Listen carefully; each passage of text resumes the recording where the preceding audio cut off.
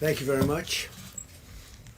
I had a very good telephone conversation, extremely good, with Senator Schumer a little while ago. We're working on various elements of the deal, and the Democrats are very much wanting something to happen, and the Republicans likewise are very much wanting something to happen. And I think it will. I spoke with at length with Mitch McConnell, and there's tremendous spirit to get something done, so we'll see what happens. But my conversation was very good with Senator Schumer. I thank you all for joining us, and I'd like to begin by providing an update on what we are doing to minimize the impact of the Chinese virus on our nation's students.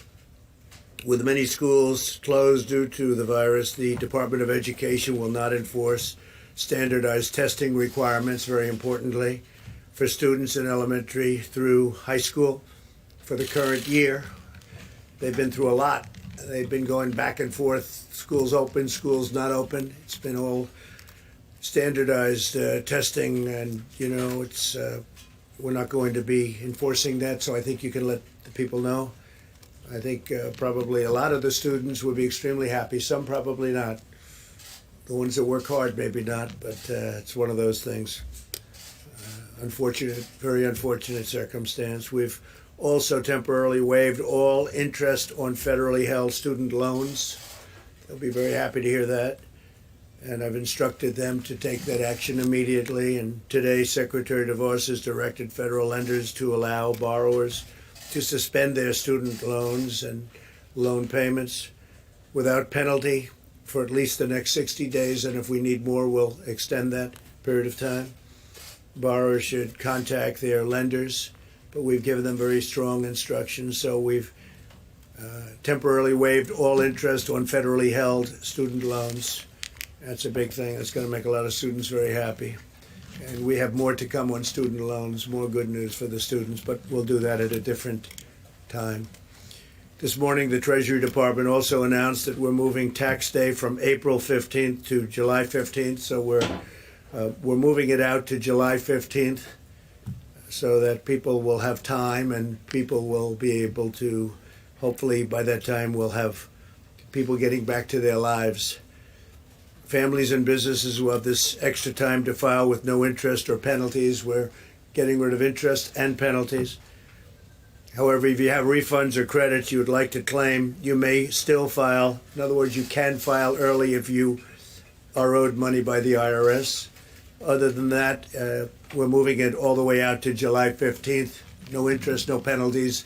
Your new date will be July 15th. Today, our team will also provide an update on our continuing effort to prevent the transmission of virus across America's borders. And I watched what's been happening in California with Governor Newsom, and this morning with Governor Cuomo, and I applaud them. They're taking very strong, bold steps, and I applaud them.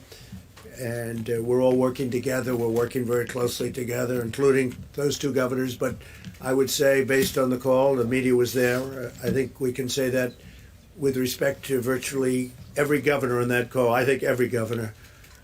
We had almost all of them, if not all of them. And I would say that you could see for yourselves that the level of respect and esprit de corps working together was extraordinary. There was nobody angry, nobody upset. We're able to help them, and that's what we're all about. We want to help. We're doing things that a lot of people wouldn't be able to do. But the relationship with governors and states is, I think, very extraordinary, especially under the circumstances where this just came upon us. We're working with Canada and Mexico to prevent the spread of the virus across North America very closely. You heard what we did yesterday with Canada. And Secretary of State Pompeo will be making a statement in a little while having to do with Mexico and the border. And Chad Wolf will likewise be making a statement. There's a joint comprehensive effort in collaboration with our neighbors. The measure and all of those measures that we're putting in place will protect the health of all three nations and reduce the incentive for a mass global migration that would badly deplete the healthcare resources needed for our people. And so we are working very closely with Mexico, very, very closely with Canada. The relationship's never been better. We're all working toward the same goal. Our nation's top healthcare officials are extremely concerned about the grave public health consequences of mass, uncontrolled cross-border movement. And that would be mostly, and even beyond, but mostly during this global pandemic. Every week, our border agents encounter thousands of unscreened, unvetted, and unauthorized entries from dozens of countries, and we've had this problem for decades. You know the story, but now it's with the national emergencies and all of the other things that we've declared, we can actually do something about it. We're taking a very strong hold of that, and we have before, but this is now at a level that nobody's ever approached. In normal times, these massive flows place a vast burden on our healthcare system, but during a global pandemic, they threaten to create a perfect storm that would spread the infection to our border agents, migrants, and to the public at large. Left unchecked, this would cripple our immigration system, overwhelm our healthcare system, and severely damage our national security. We're not going to let that happen.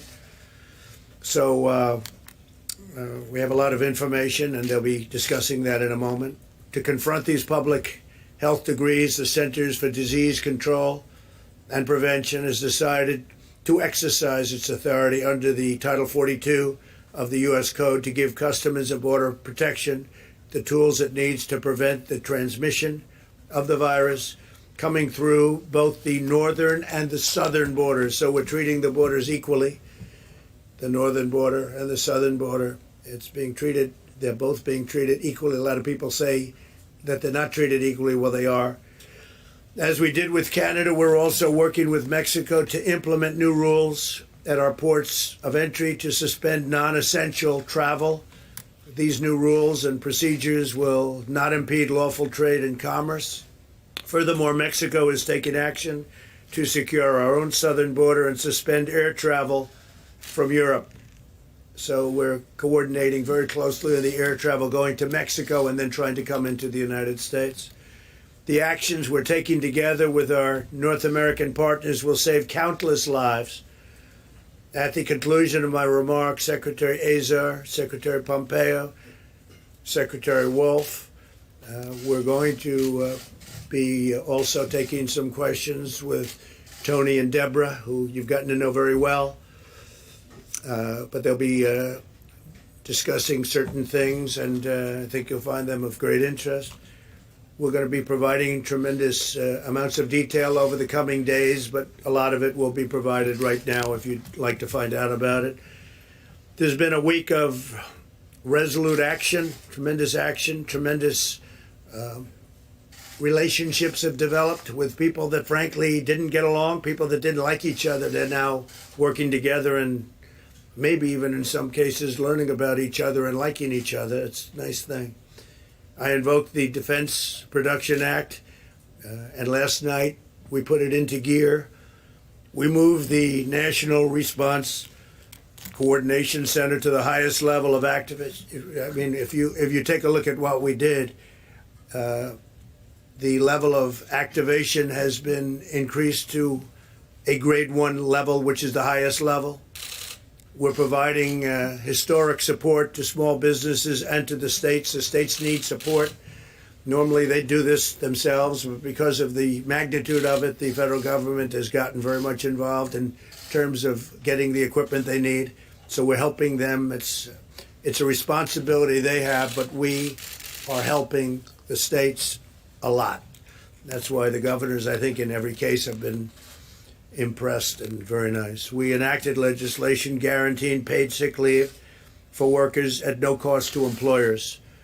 And I think it's very important. So they get paid sick leave at no cost to employers. We're accelerating the use of new drug treatments. We're advancing legislation to give direct payments to hardworking families. Throughout our country, Americans from all walks of life are rallying together to defeat the unseen enemy striking our nation.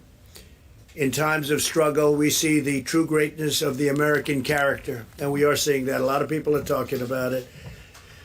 We're at 141 countries from what they're telling me, and some of those countries are really working in a unified manner, and they're working very unified with us, almost, I could say, a good number of them. Doctors and nurses are working nonstop to heal the sick. Citizens and churches are delivering meals to the needy. Truckers are making the long haul to keep shelves stocked. We've been dealing with the big stores and the big chains, Walmart. They've been fantastic, and others. They've all been fantastic. We've made it much easier for them to stock in terms of travel and travel restrictions. We're lifting restrictions so they can get their trucks on time. You're seeing very few empty shelves, and yet the amount of volume that they're doing is unprecedented because people want to have what they have to have, what they feel they have to have. And they're also buying in slightly smaller quantities, which is good because we're not going anywhere. We're going to be here.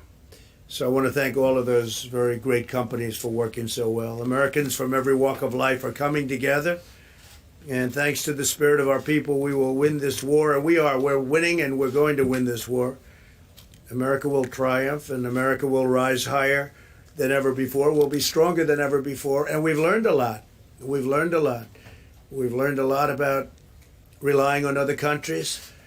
And I can say that I think in both a very good and a very bad way. Some good things came out of it, and some not so good things came out of it. So I'd like to move now to invite our team to provide information on the new measures to prevent viral spread at our borders. And I'll start by asking Secretary of State Pompeo to speak. He's doing a fantastic job, and like everyone else, he's been working very, very long and very, very hard, and he's doing the other more normal jobs of a great Secretary of State, but he got tied into this like everybody else, and he's been really doing a fantastic job. Mike, please.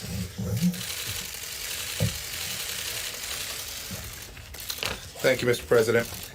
Before I address the efforts that we've been engaged in to push back against the Chinese virus, I want to assure the American people that, as President Trump just said, your State Department, your entire national security team is staying focused on the other diplomatic challenges around the world. Those include reducing risk to America from Afghanistan, holding the Iranian regime accountable for its malign activity, and our counterterrorism efforts against ISIS remain a priority for our team. Our number one priority across those mission sets remains the protection of the American people. The President and our team are very focused on it. I'll take this moment, too, to thank my team, State Department team, who is working long hours all around the world to take care of Americans who are stuck at places around the world. I'll talk about that more in just a minute. You've all seen Dr. Birx with me, State Department officials who's doing great work, but I want to give a shout out to all of the State Department team here in Washington and around the world that are working overtime to help us push back against this pandemic. Under the President's leadership this week, we've taken two important steps. First, as President Trump announced on Wednesday, the United States and Canada jointly agreed to restrict all non-essential traffic across our border. This decision goes into effect tonight at midnight. The restrictions will be reviewed after 30 days, and they exclude traffic and movement across the border for work or other essential reasons. We're grateful to have such an outstanding friend to the north who is committed, as we are, to defeating this virus. I also want to announce today that the United States and Mexico have agreed to restrict non-essential travel across our shared border. Both our countries know the importance of working together to limit the spread of the virus and ensure that commerce that supports our economy continues to keep flowing. Here too, the United States is glad to have a friend who's working side by side us in the fight. Secretary Wolf will talk a little bit more about the details of how we're working alongside our partner in Mexico to keep our southern border safe and secure as well.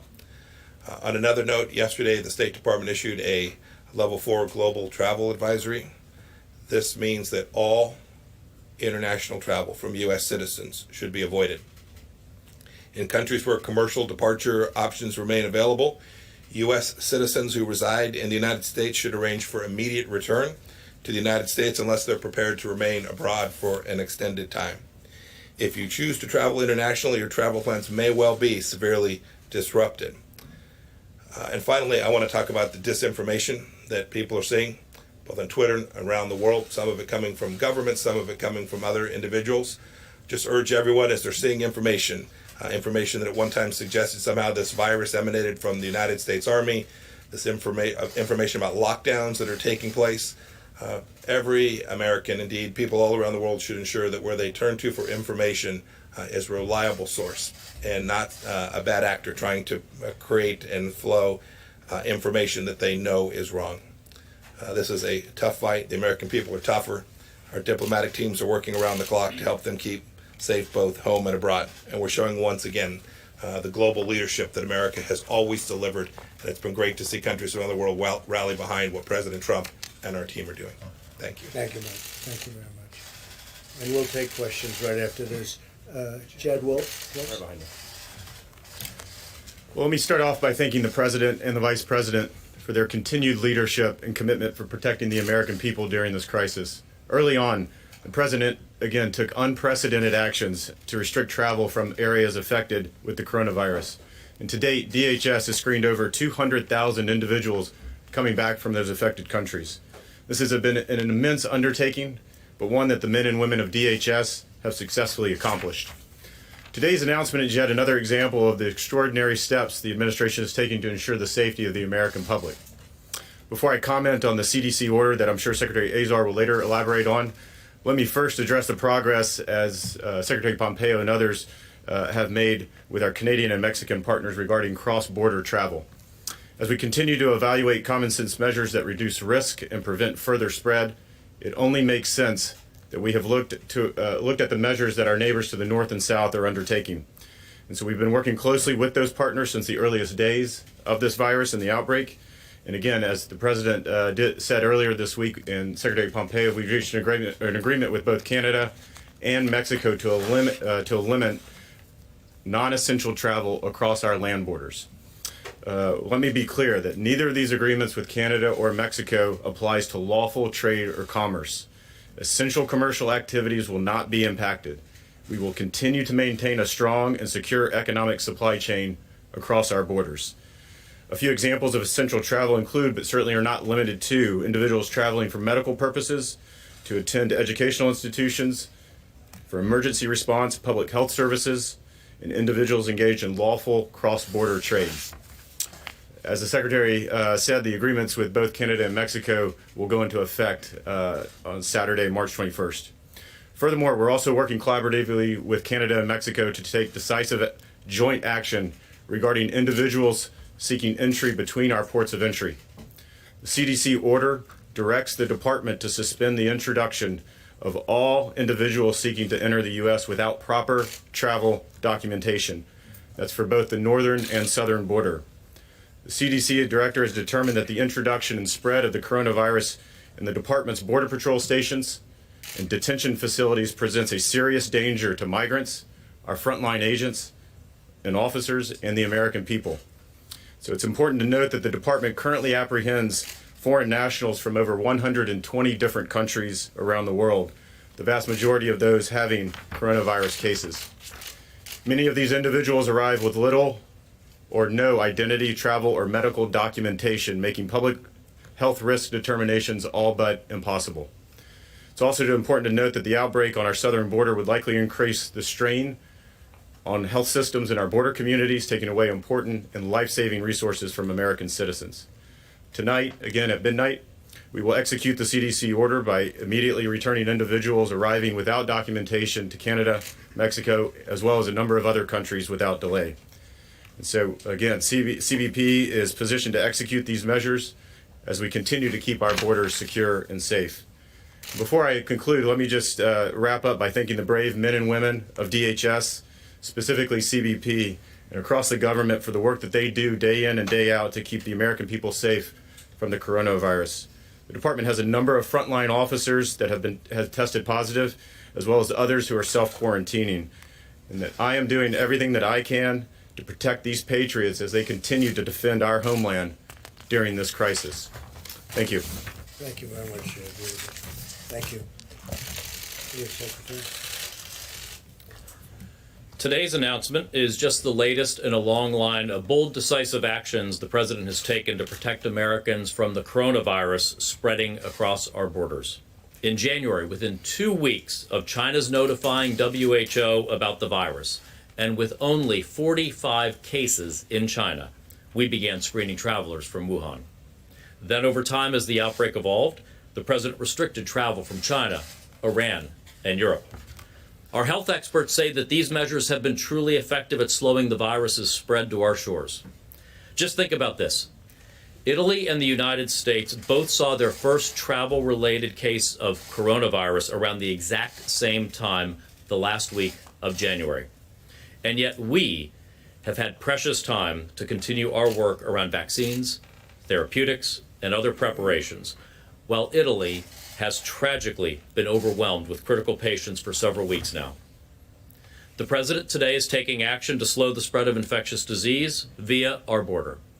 Under Section 362 of the Public Health Service Act, the CDC is suspending the entry of certain persons into the United States because of the public health threat that their entry into the United States represents. This order applies to persons coming from Mexico and Canada who are seeking to enter the country illegally and who would normally be held in a congregate setting like a Customs and Border Protection station. It does not apply to U.S. citizens or lawful permanent residents.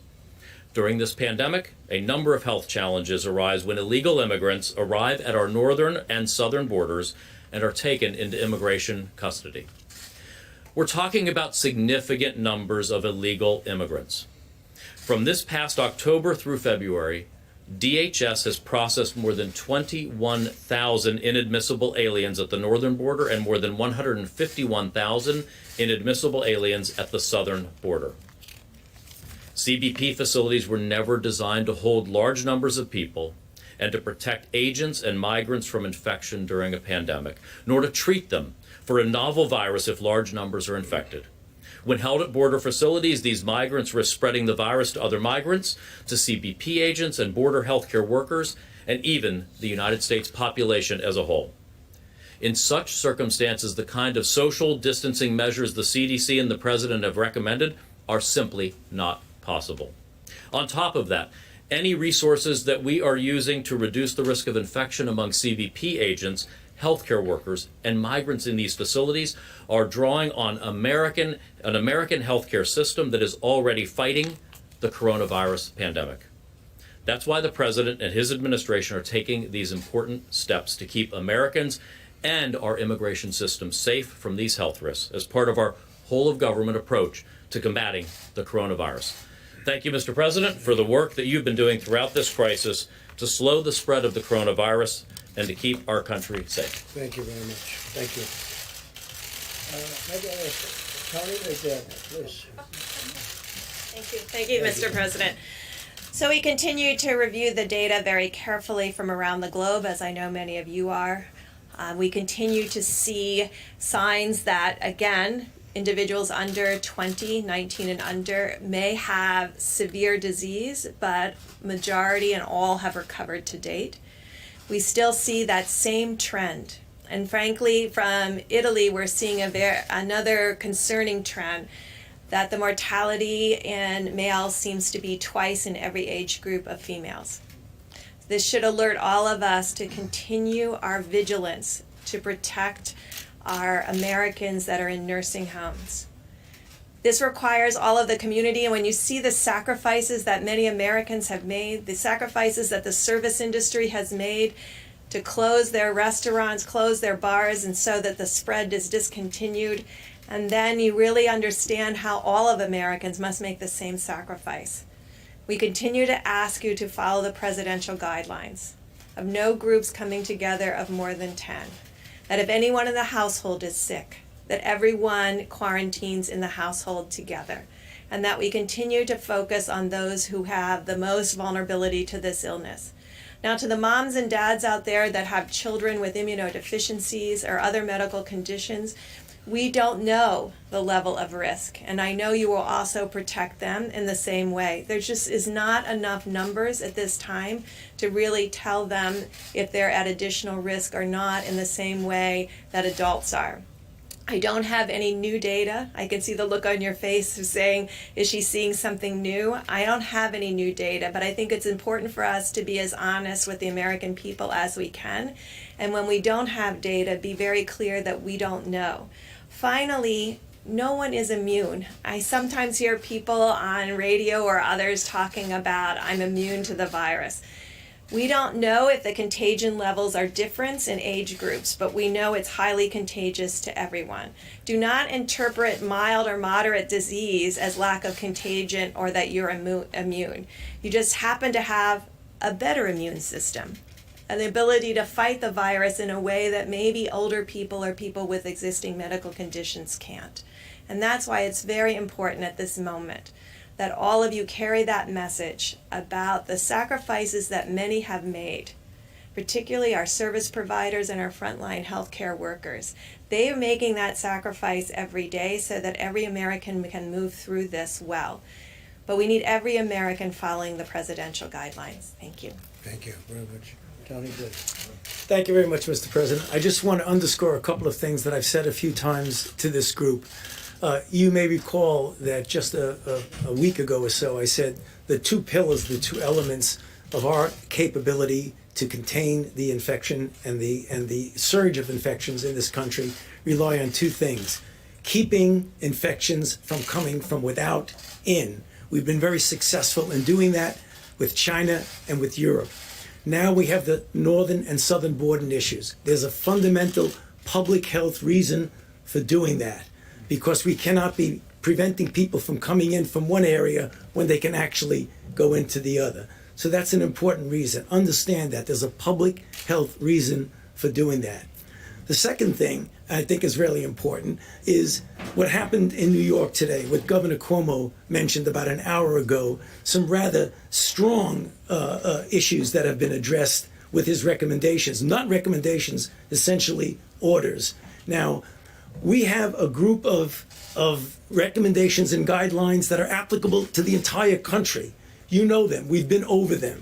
Yet there are places, regions, states, cities in this country that are being stressed much, much more than the country as a whole. Clearly, one of them was Washington. Another one was California. Governor Newsom made some very important, difficult decisions. Today, Governor Cuomo did the same thing. And I want to say I strongly support what he's doing. And one thing, as a New Yorker myself, for those of you who haven't figured out from my accent that I'm from New York, as a New Yorker, I know what New Yorkers can do. We're tough. I was in New York City on September 11th, 2001. And I know what the New Yorkers can do. So please cooperate with your governor, cooperate with your mayor. It's very important. Thank you. Thank you, Tony. That's great. Thank you, Mr. President.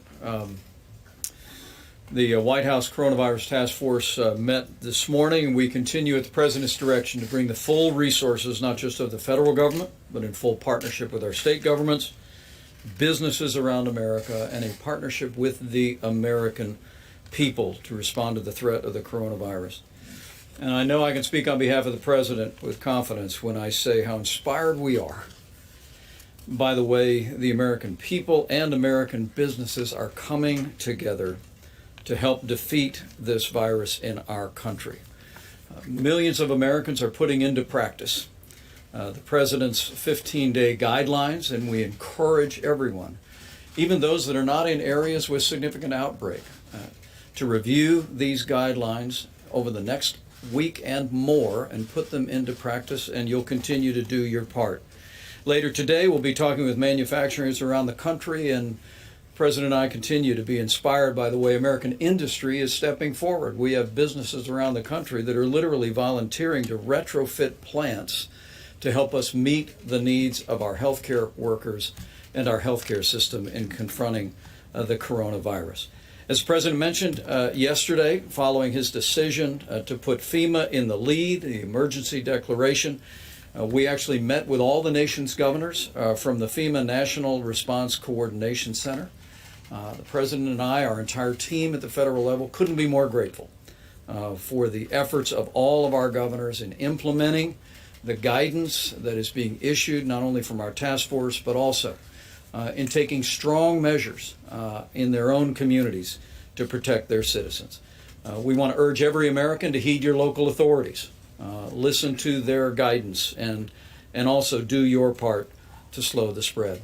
We reiterated to all of the governors that the President, by putting FEMA in the lead, will continue to implement a plan that is locally executed, state managed, and federally supported, that puts the health of America first. We received a report today, as the President mentioned, on our legislative team on Capitol Hill. We're working with Republicans and Democrats at this very hour to pass an economic recovery package that the President described, and we hope to see the Congress act on that early next week. On the subject of supplies, we continue to make steady progress on testing. Thanks to the President's involvement of commercial labs, the public and private partnership, more and more Americans are being tested every single day. And tomorrow, Admiral Gawa and FEMA will update the American public on the status of testing and our support of state-based testing efforts that are literally expanding by the hour. On the subject of medical supplies, we continue at the President's direction to pursue every means to expand the supply of personal protective equipment for the extraordinary and courageous healthcare workers that are ministering to the needs of people impacted by the coronavirus. We have a policy of procuring, allocating, as well as conserving the resources that we have in our system. And now that the President worked with the Congress to make industrial masks fully available for hospitals to be able to purchase, to be able to use as protective equipment, we're more encouraged than ever about the availability of those important N95 masks to our healthcare facilities. And over this weekend, we'll be announcing a major procurement from the federal government of N95 masks as well. We're also encouraged that we're finding new alternatives to increase the supply of ventilators.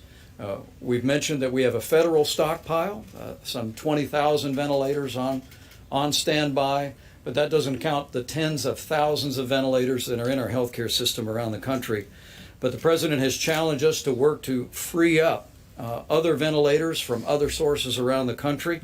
And there are two different ways that we're doing that. Number one, in our recent discussion with anesthesiologists, we've literally identified tens of thousands of existing ventilators that can be retrofitted and converted to be ventilators for people struggling with the coronavirus.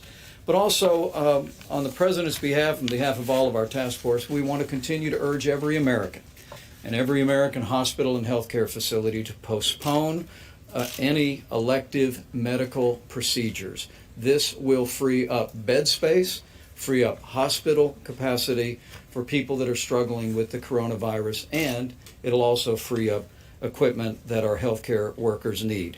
It is inspiring that we continue to receive reports that businesses around America are donating N95 masks to their local hospitals. Businesses large and small are donating hundreds, in some cases millions of N95 masks. And I know how grateful the President is, and we all are.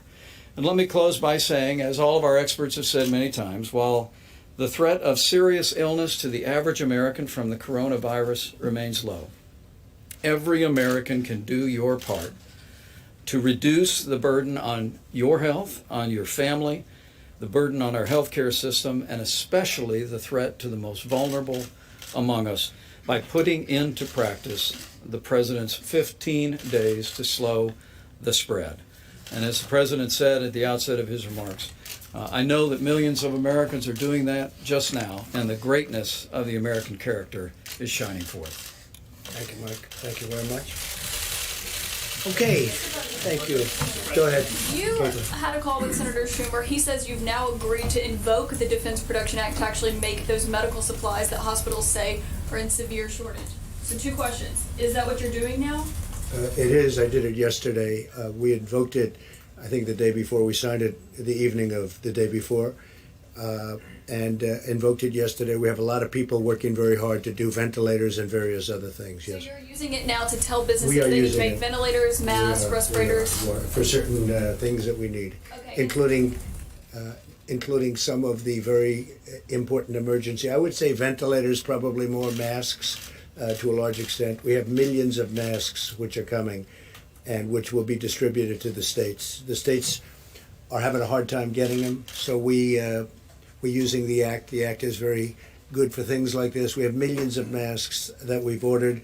They will be here soon. We're having them shipped directly to states. So you said you were signing this but not invoking it. This is what you said yesterday, and that you would only do so in a worst case scenario. Yeah. So are we now in a worst case scenario? We need, no, it's no different other than we need certain equipment that the states are unable to get by themselves. So we're invoking it to use the powers of the federal government to help the states get things that they need, like the masks, like the ventilators. Yes, Steve? What Governor Cuomo has done in New York, is there any more consideration to a national lockdown to keep people in their homes? I don't think so. Essentially, you've done that in California, you've done that in New York. Those are really two hotbeds. Those are probably the two hottest of them all in terms of hotspots. I don't think so, because you go out to the Midwest, you go out to other locations, and they're watching it on television, but they don't have the same problems. They don't have, by any means, the same problem. New York, California, Miami, the governor's doing an excellent job. Governor DeSantis in Florida. We have some pretty hot spots in Florida, too. But we're general, and the state of Washington, of course, but that was largely, if you look at it, it was one nursing home that had problems like you wouldn't believe.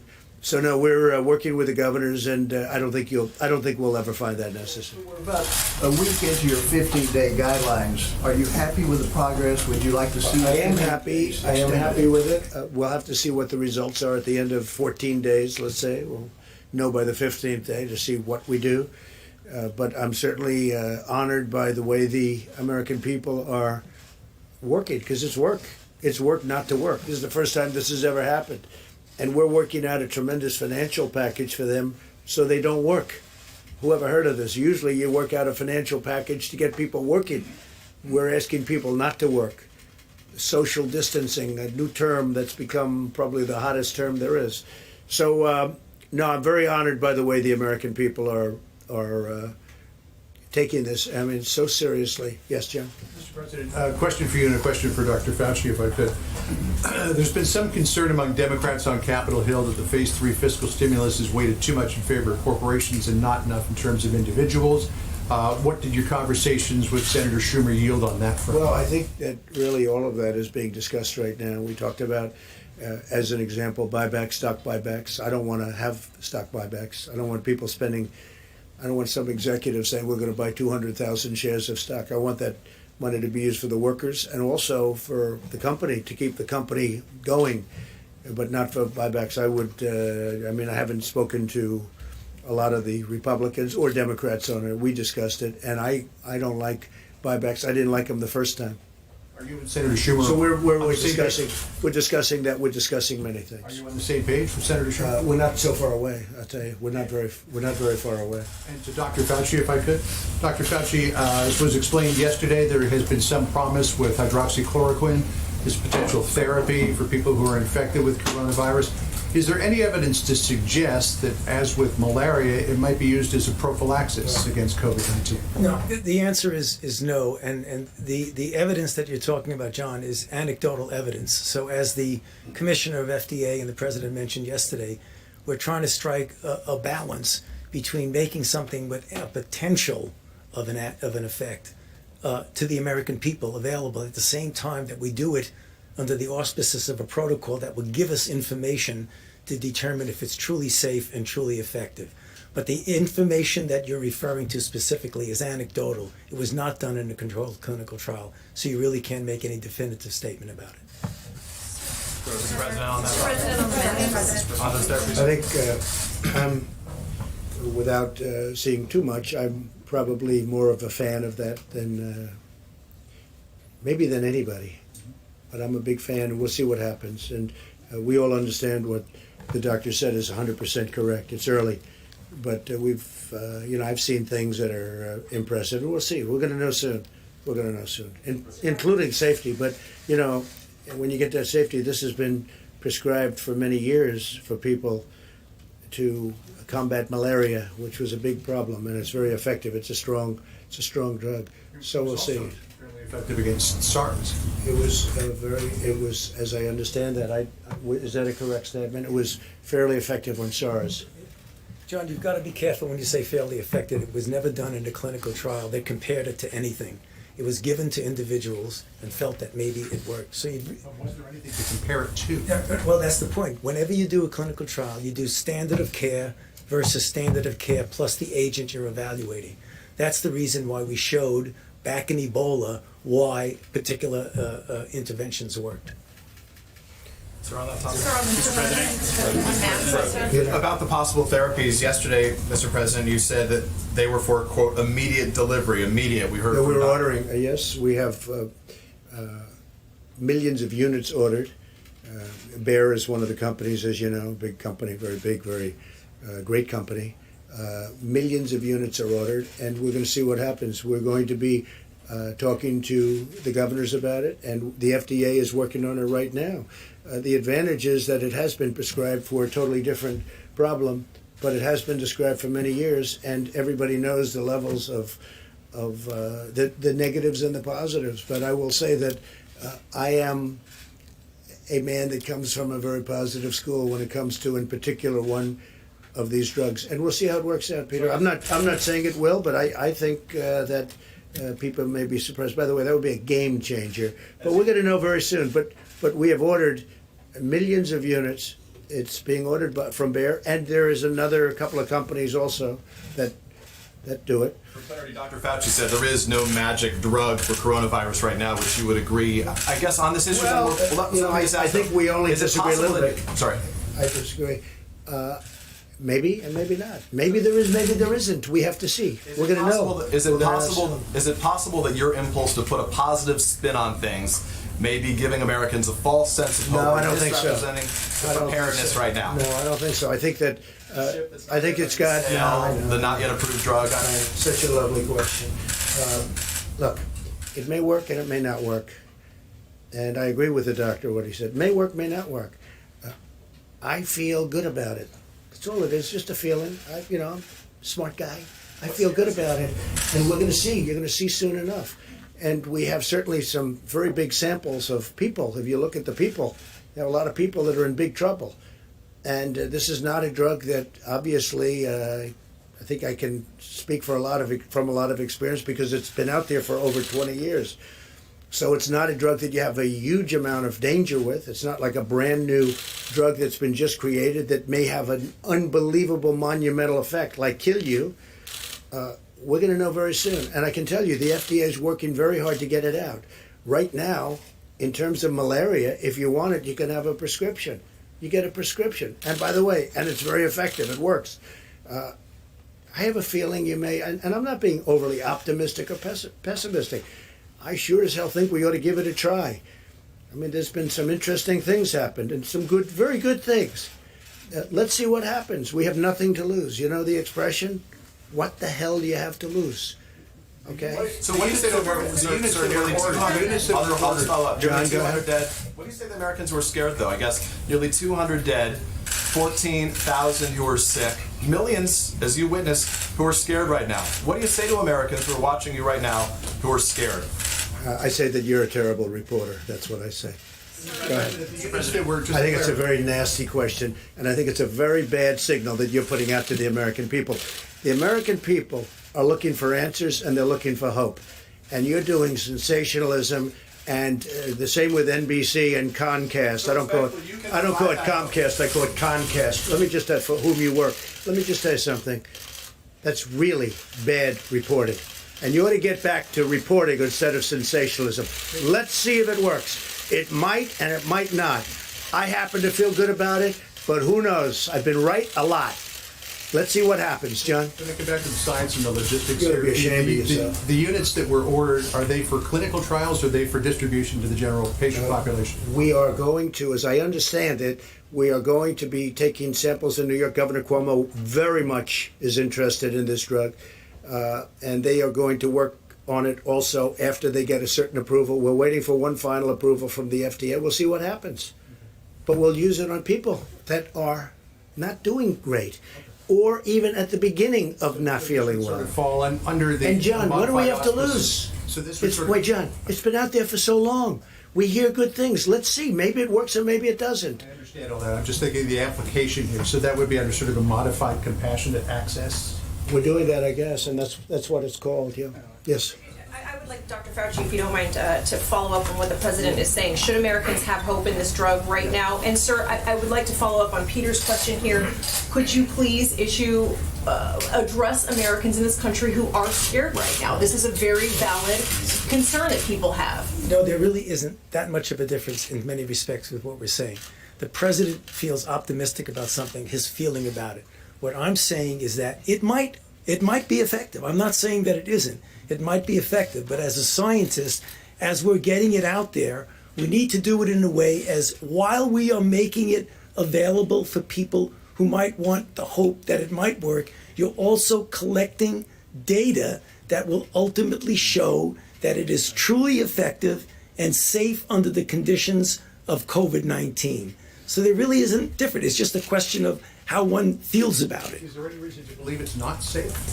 Well, certainly as a drug, any drug, John, has some toxicities. The decades of experience that we have with this drug indicate that the toxicities are rare and they are, in many respects, reversible. What we don't know is when you put it in the context of another disease, whether it's safe. Fundamentally, I think it probably is going to be safe. But I like to prove things first. So it really is a question of not a lot of difference. It's the hope that it will work versus proving that it will work.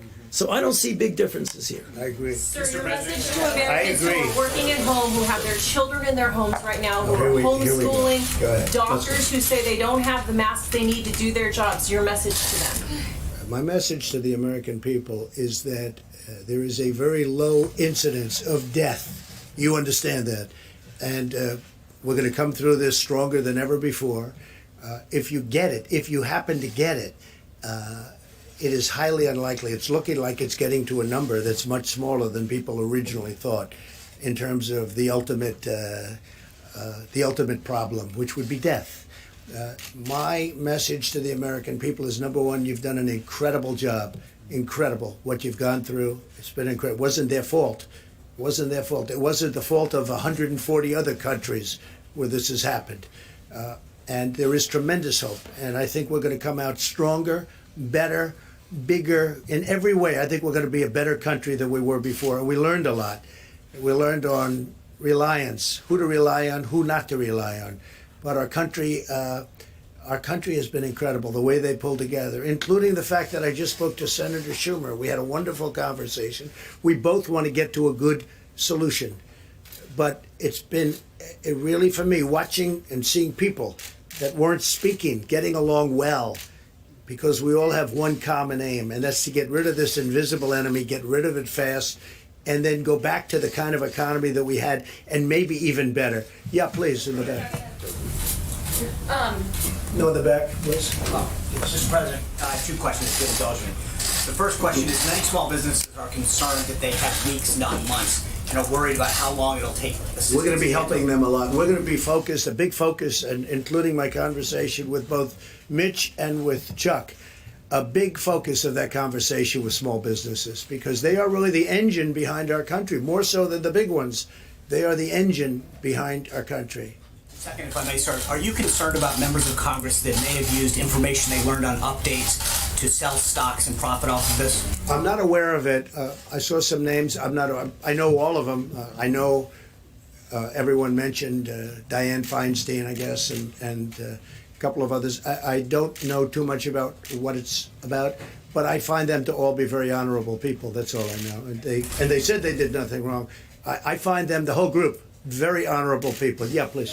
Mr. President, so the whole group would include Richard Burr, the head of the Intelligence Committee, and it also would include Senator Kelly Loeffler. And so the question is whether or not they should be investigated for that behavior. Well, it also includes Dianne Feinstein, a Democrat. You didn't mention her name. Why didn't you mention her name?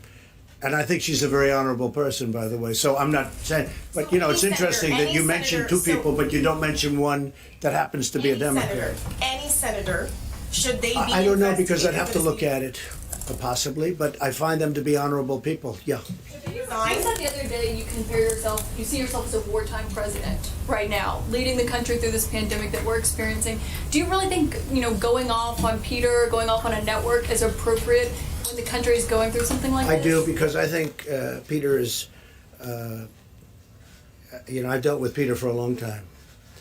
And I think Peter is not a good journalist when it comes to fairness. But he's asking for your message to the country. Oh, I think it's a Went good off on message, Peter. because I think that the country has to understand that there is indeed, whether we like it or not, and some of the people in this room won't like it, there's a lot of really great news and great journalism, and there's a lot of fake news out there. And I hear it all, and I see it all, and I understand it all because I'm in the midst of it. So when somebody writes a story or does a story on television, and I know it's false, I know it's fake, and when they say they have 15 sources have said, and I know there's no sources, they're just making it up. I know that, and I call Peter out, but I call other people out too. And this is time to come together, but coming together is much harder when we have dishonest journalists. It's a very important profession that you're in. It's a profession that I think is incredible. I cherish it. But when people are dishonest, they truly do hurt our country. Yeah, in the back. Please, go ahead. Mr. President, China has been in communication with the United States and also WHO about coronavirus Right, in that's true. January. That's and true. the U.S. shut its border to travelers from China on February the 2nd. Also, Wuhan has been in lockdown since January the 24th. And this all happened almost 2 months ago. Why did you still say if you could have known it earlier? And also, you have been calling coronavirus. Well, I have to say this. We have, and I can speak for myself, but I have a very good relationship with China and with President Xi. I have great respect for President Xi. I consider him to be a friend of mine.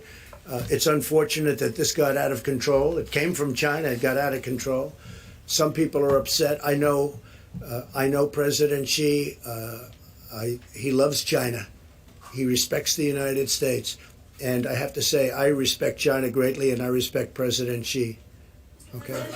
Calling coronavirus. Can I ask more about stock buybacks? Many of the airlines and Boeing did stock buybacks. Is this a deal breaker for you in this? No, but I never liked stock buybacks from their standpoint. When we did a big tax cut, and when they took the money and did buybacks, that's not building a hangar, that's not buying aircraft, that's not doing the kind of things that I want them to do. And we're now talking about buybacks. We didn't think we would have had to restrict it because we thought they would have known better. But they didn't know better. In some cases, not in all cases, obviously. Some people did an incredible job. They built plants all over the country. I mean, you'd see what's happened. I mean, we were doing, until this invisible enemy appeared, we never had an economy like this. But there were some companies that used that money to buy back stock, driving up the price of the stock artificially in many cases. I don't like that. I don't like it. And as far as whether or not we'll have that, allow them, when we give them money, because we have to keep these great companies in business because of the workers. Frankly, for the most part, because of the workers. The workers are my number one concern. But the way we take care of the workers is we have to keep the companies going. I am fine with restricting buybacks. In fact, I would demand that there be no stock buybacks. I don't want them taking hundreds of millions of dollars and buying back their stock, because that does nothing. Yeah, please. Thank you very much. One for Dr. Fauci and then hopefully one for you. Sure. And one thing, Secretary of State Pompeo is extremely busy, so if you have any question for him right now, could you do that? Because you know what I'd like to do? I'd like him to go back to the State Department, or as they call it, the Deep State Department, if you don't mind. I'd like to have him go back and do his job. So does anybody have any question? Please. Mr. Secretary, can I ask Yeah, how about you?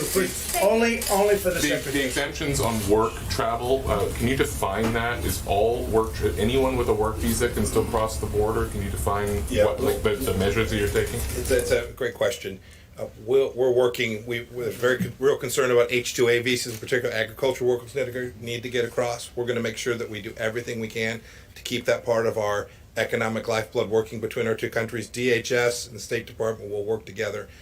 We want to make sure and keep commerce between Canada, the United States, and Mexico alive, functional, and prepared for the day that this economy bounces back like we expected it will. Secretary, Mr. Secretary, Right back there. And then Mr. Secretary, the Mexican government has not announced any travel ban on Europe.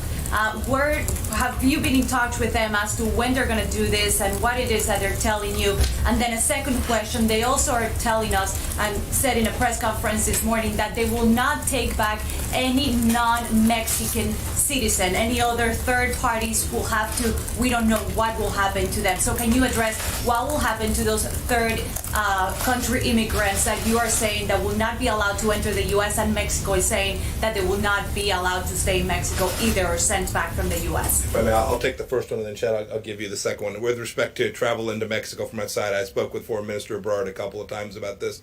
I'm very confident we're going to get to a really good place that protects the Mexican people and the American people from those who might be traveling into places where we've got designations, the Schengen zone from China, so that they're not coming into Mexico and then coming into the United States. I'm very confident we'll do that. We'll make that announcement shortly together. And again, as we implement the CDC's order, again, we're going to take a number of individuals that cross the border illegally and repatriate them or remove them quickly back to Mexico, back to the Northern Triangle, and back to any other country. So we're going to do that in a rapid fashion. We'll continue to work with Mexico to make sure that Mexican nationals go back as well as other populations. But are you sending Guatemalans back to Guatemala or Cubans back to Cuba? What would you do with those third countries that are not Mexicans? So we're doing all of the above. We're going to be sending, again, individuals back to Mexico, individuals back to the Northern Triangle countries, Cuba, Haiti, all of the, 122 different nations that we see, nationalities that come across that border. We'll be sending them back individually to their countries, but also working with Mexico to send additional populations back there as well. And just to put it, when you said, before you said the non-Mexicans going to Mexico, we're not sending them to Mexico. We're sending them back to their own countries, not to Mexico. Why would Mexico take people that aren't from Mexico? We're sending them back, in the case of Guatemala, Honduras, El Salvador, a lot of other countries, they go back to the country from where they came. Okay, and Mike, please. Secretary Pompeo, on the issue of disinformation, is there any particular locus for this disinformation, or is it diffused? It's pretty diffused, unfortunately, but we've certainly seen it come from places like China and Russia and Iran, where there are coordinated efforts to disparage what America is doing in an activity to do all the things that President Trump has set in motion here. Other than what you're doing this morning, what are you doing to fight back? Lots of things, lots of work. One of the things we want to make sure is the American people go to trusted sources for that information. But we've made clear, we've spoken to these countries directly that that they need to knock it off, that we don't approve of it. And then there are a handful of other things we're engaged in to make sure that the right information is out there and accurate information is given. This idea of transparency and accurate information is very important. It's how we protect American people from something like this ever happening again. Mr. Secretary, the Peace Corps volunteers. You want the American people to be coming to trusted sources of information. Does it undermine you at all when the president stands up here and he attacks news outlets calling us untrustworthy? Somebody else have a question? The Peace Corps volunteers have the Peace Corps volunteers. Secretary.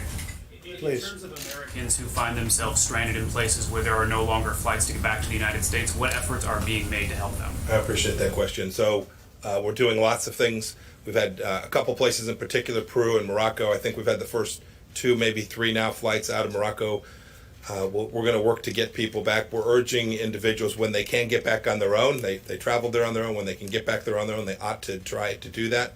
But we have a team stood up at the State Department, the Repatriation Task Force, that is working each of these instances. So we've heard from individuals, members of Congress. We're trying to get Americans back from these places where air travel has been disrupted. And we'll get that done over time. We'll get it done successfully. Do you have any sense of how big that problem is? Is there any sense of just how big that problem is? How many people?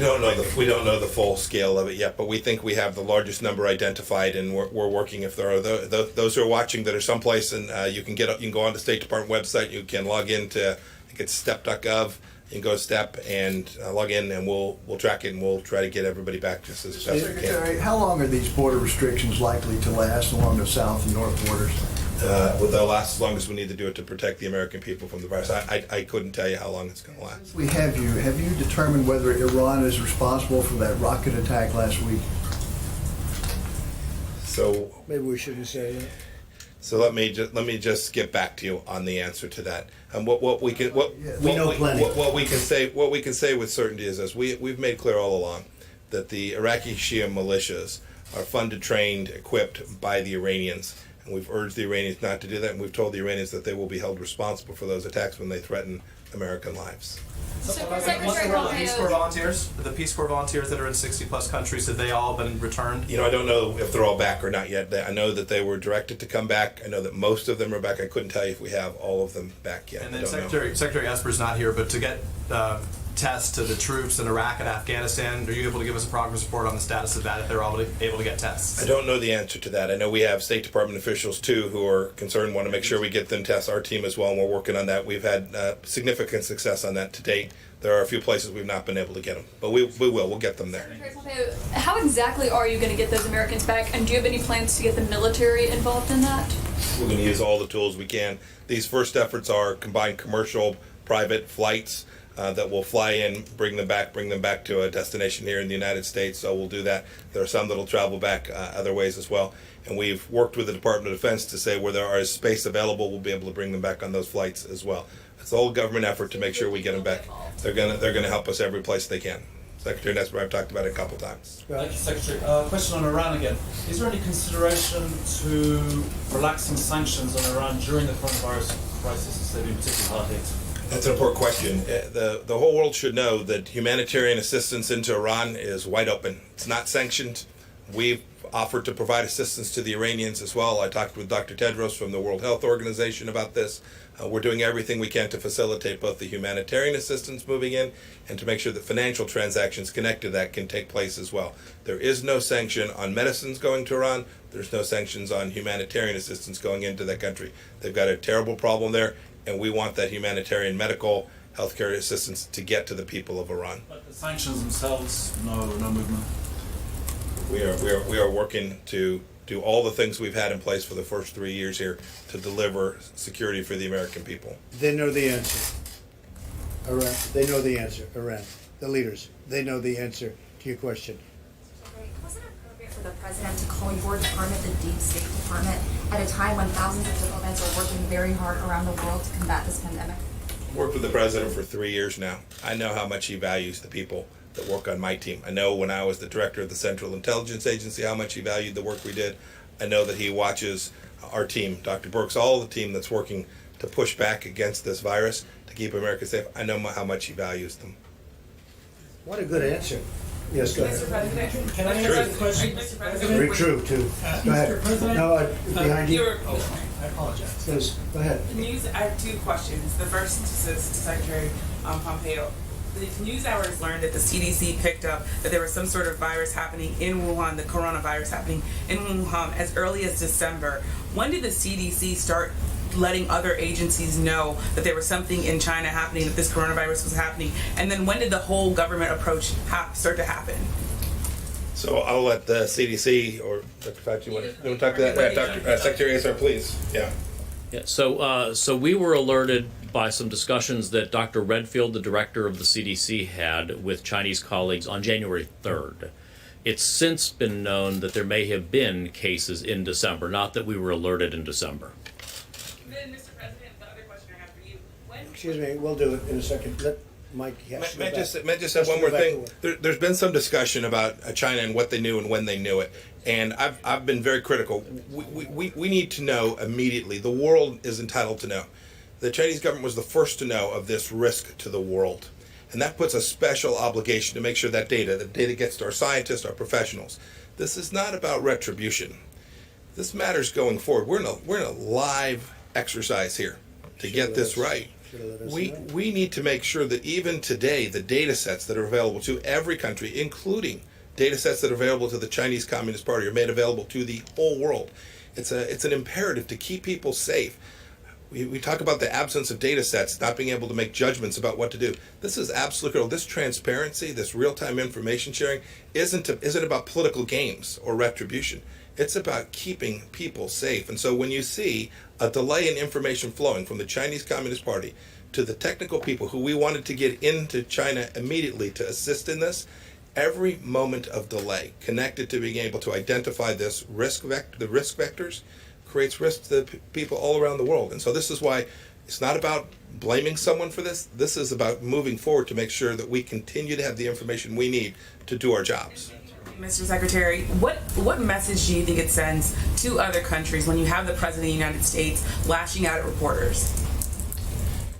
I've had my frustration with reporters too. All I ask when I talk to the media is that you listen to what we say and report it accurately, and it's frustrating.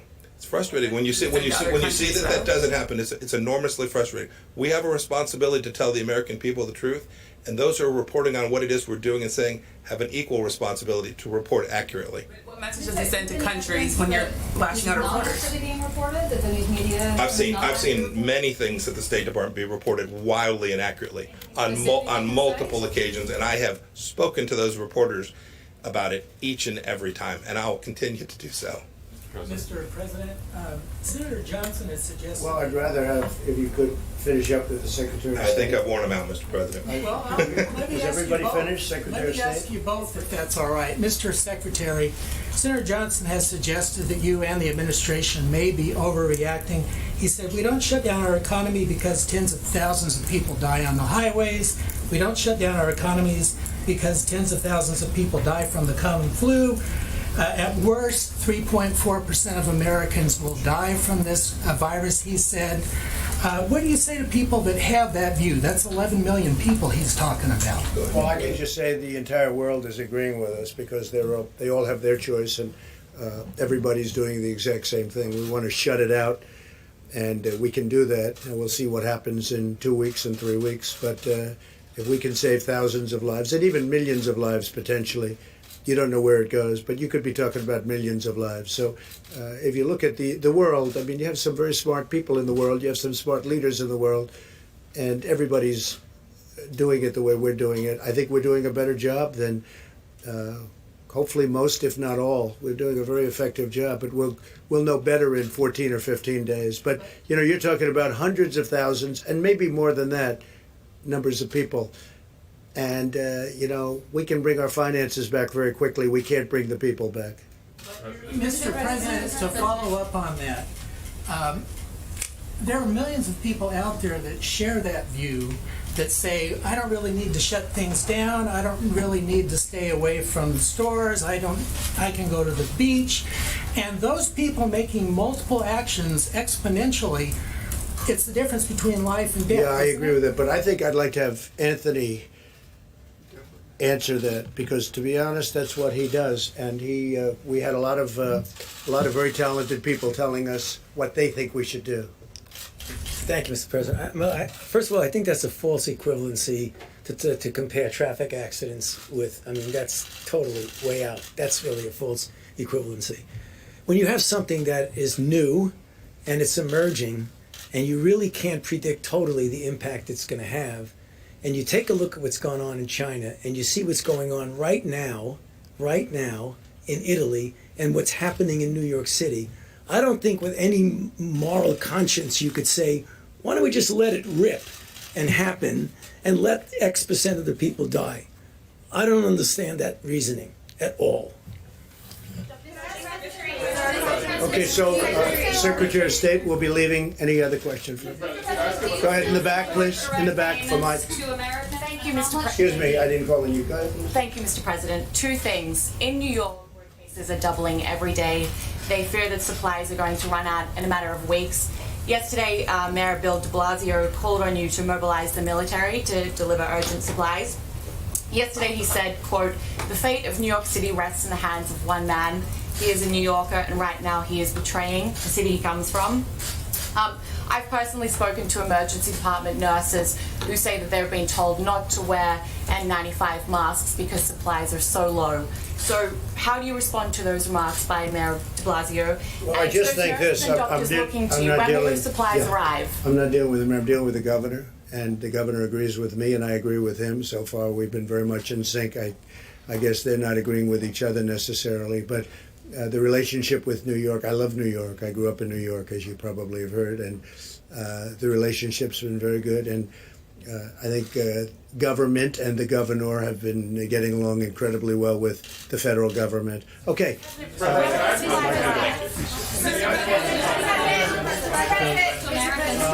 Question for Secretary Wolf, if I could. Just on illegal entries of people who are OTM, how will the turnback process work? Will they be taken to a common area and then put on a plane and sent back to northern countries or others? I mean, how would that process work? Again, it's a public health crisis. So what we're trying to do is limit the amount of contact that we have with these individuals, not putting them in Border Patrol facilities, ICE detention facilities, and the like. So it's going to be very rapid. We're going to obviously take them into custody and then send them back to a port of entry or other means. So it'll be very quickly. It won't be the 6 or 7 or 10 days that we currently have. It'll be much more rapid. But if they are OTM, will they be taken to an airfield That's nearby? correct. Or? That's correct. And sent back home? Absolutely. Anybody? Mr.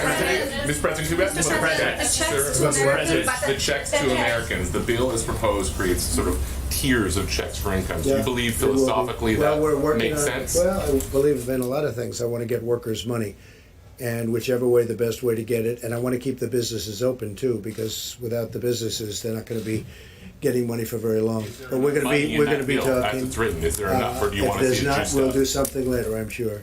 I'm sure. The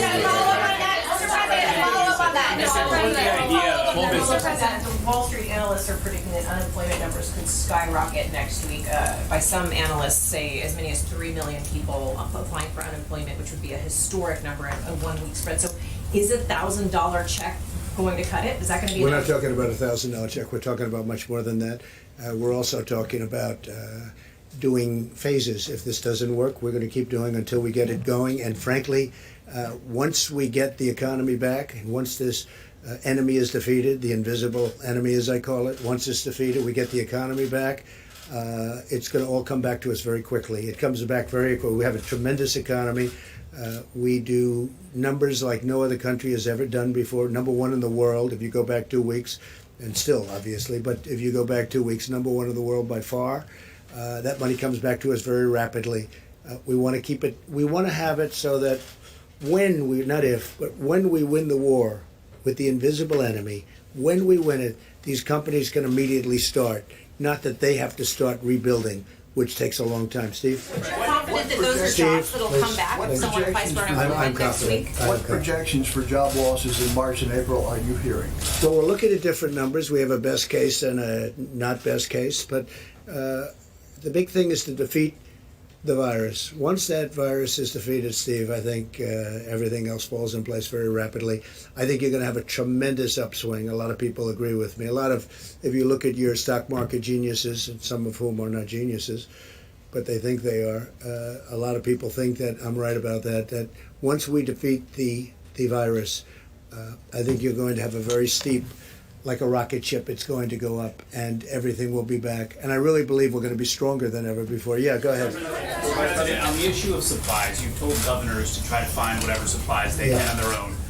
But some of them are now saying when they go to try to buy them, they're being outbid by the federal government. Well, you heard my news conference yesterday. So not that was sort of yesterday's news. No, that does happen because they want to buy supplies. We want to buy as a backup to them in case they can. And sometimes that will happen. But regardless of who gets them, when they need them, we're getting them to them. Now, we're doing the Production Act. We're doing it very much. And we have a lot of things cooking right now at a high level. Remember this. Nothing like this has ever happened before. Over 140 countries. And you have supply chains that are broken down for 2 reasons. Because they can't supply that much and because people are sick. And they can't be on the chain. So you have a lot of interesting things all over the world. You have supply chains that broke down because of the illness and also because of the quantity.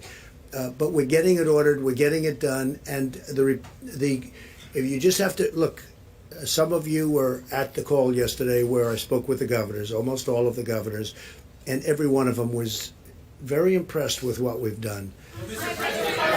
Go ahead, in the middle, please. There are reports saying that the Labor Department has told states not to disclose their unemployment numbers. Do you agree with that decision? I'd have to talk to him. I would have to talk to him. Just one more clarifying question, if I could, on the DPA. I just want to be clear. Are you saying that the administration is requiring these industries to create these products, or just asking?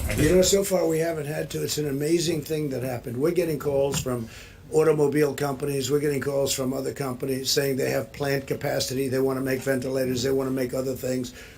We are literally being besieged in a beautiful way by companies that want to do the work. They want to do the job. They want to help us. They want to help our country. So we haven't had a problem with that at all.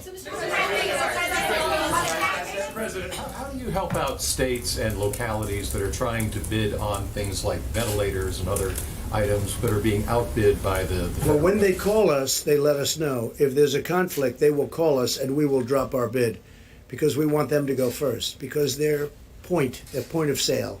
So we've had 4 or 5 instances where literally that was happening because, you know, we're both trying to get stock. And if we're going against, they will call us. The smart ones, frankly, will call us and we will immediately, we want them to buy it because it gets to them quicker if they buy it. Okay. Do they know that We're really there. They know that. And it's happening more and more where they're calling and they're saying we're bidding against each other. They want to get it. They'll get it much quicker that way. Go ahead, please. Mr. President, this is a question for Secretary Azar. There are labs across the country that don't have the testing supplies they need. What specific actions is the administration taking? I tell you what. What specific actions? We inherited are an being obsolete taken? deal and we've made a good thing out of it. I haven't heard that question in a while, but go ahead. Yeah, so first, we're making tremendous progress in terms of lab testing. Tens of thousands of tests are being done every single day, both through the CDC and the public health labs, as well as now through the private sector commercial labs. They're getting to scale. They have supplies. They have high throughput. We do hear anecdotally, occasionally, of, say, a public health lab or another one that has a concern about this supply or that supply. Through FEMA, we actually are standing up a laboratory task force to answer those questions. Usually it's that the lab people do not understand that there are actually alternative supplies in the marketplace that they are perfectly free to use. We've actually had to put out some common myths and truths about that. For instance, the other day, we were getting calls from governors saying, we don't have swabs, there are no swabs, there are no swabs. Our supply people went in the open marketplace and bought 200,000 swabs in the open market, and I just sent a letter to every governor sending them swabs. So some of it's just they aren't listening or checking with us about all the freedom, all the capacities out there. It's a complex system with 330 million Americans and all of these labs. So sometimes there's a lab that doesn't understand how much flexibility they have and how much supply there is out there. And we're working through the new FEMA Integration Center to help correct that for folks. Secretary Azar. Be happy to. Well, that's working.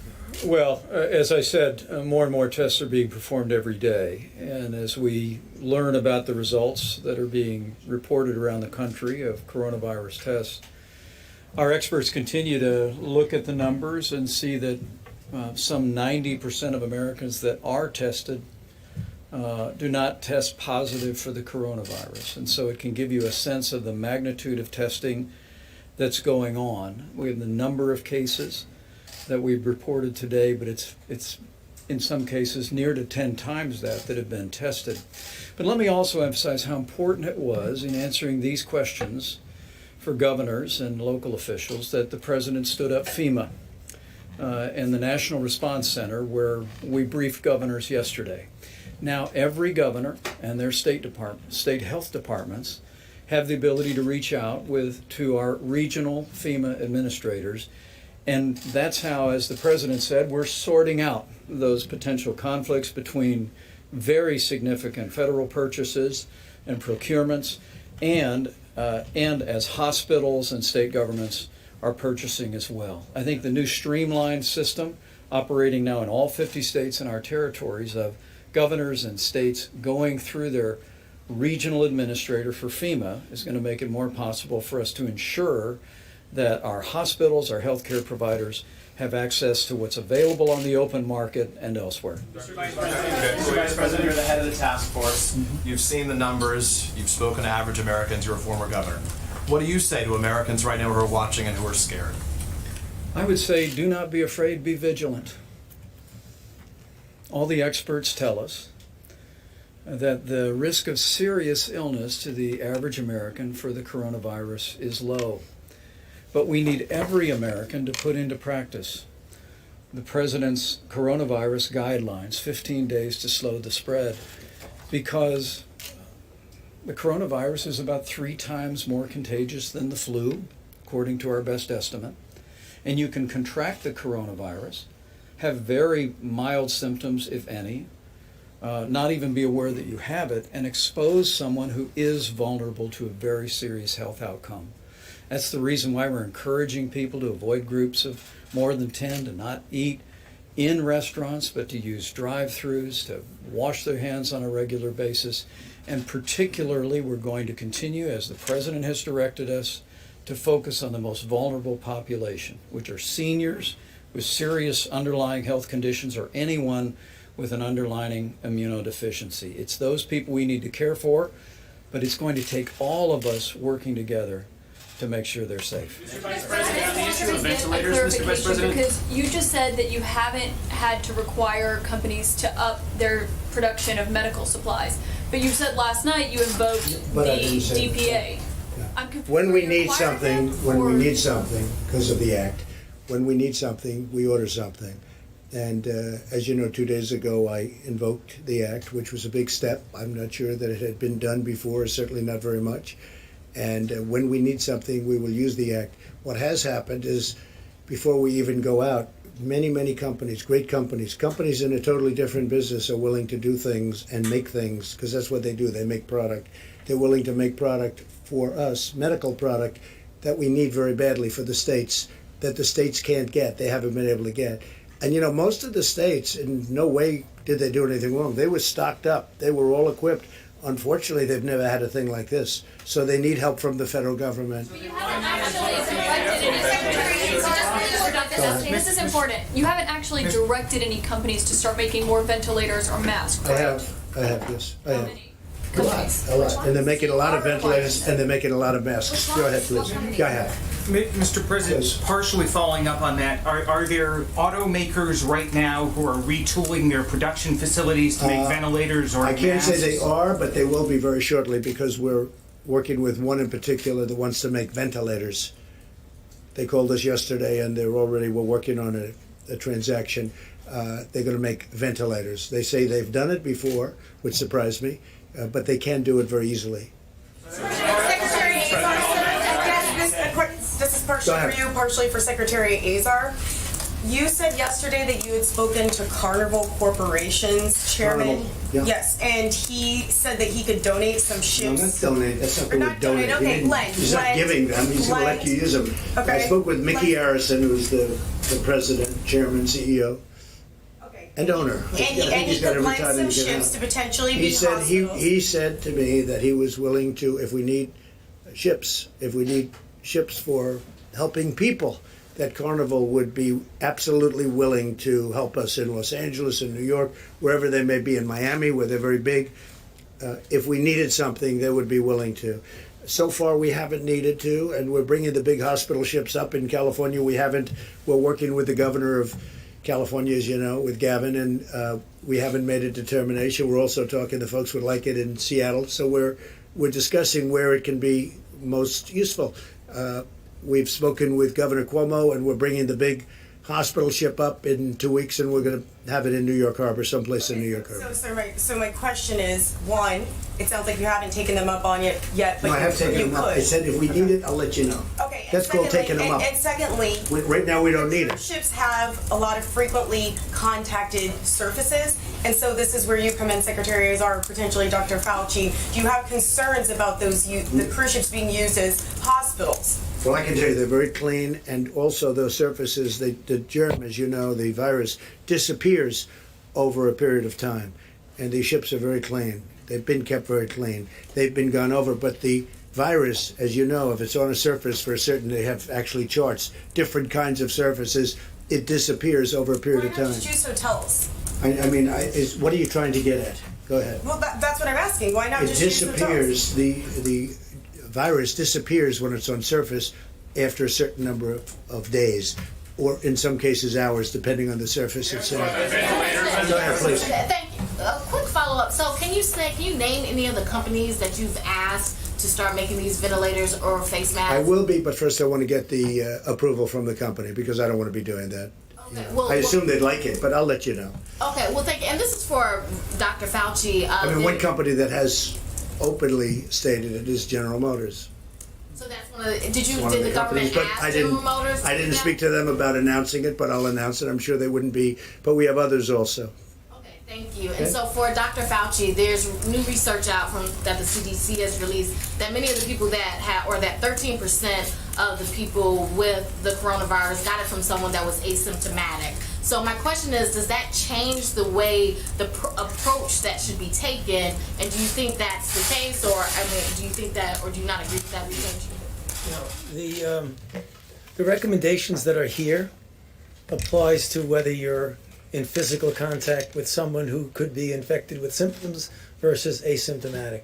I don't really think it changes anything. Certainly there is some degree of asymptomatic transmissibility. It's still not quite clear exactly what that is, but when people focus on that, I think they take their eye off the real ball, which is the things you do will mitigate against getting infected no matter whether you're near someone who is asymptomatic or not. It's the same thing. Physical separation and the care that's outlined here is going to take care of both of those things. Thank you, Mr. President. I have a question about testing. When will every American who needs a test get a test and be able to get a test? And why not have medical equipment being shipped right now to hospitals who need it? You're hearing very positive things about testing, and just so you understand, we don't want every American to go out and get a test. 350 million people. We don't want that.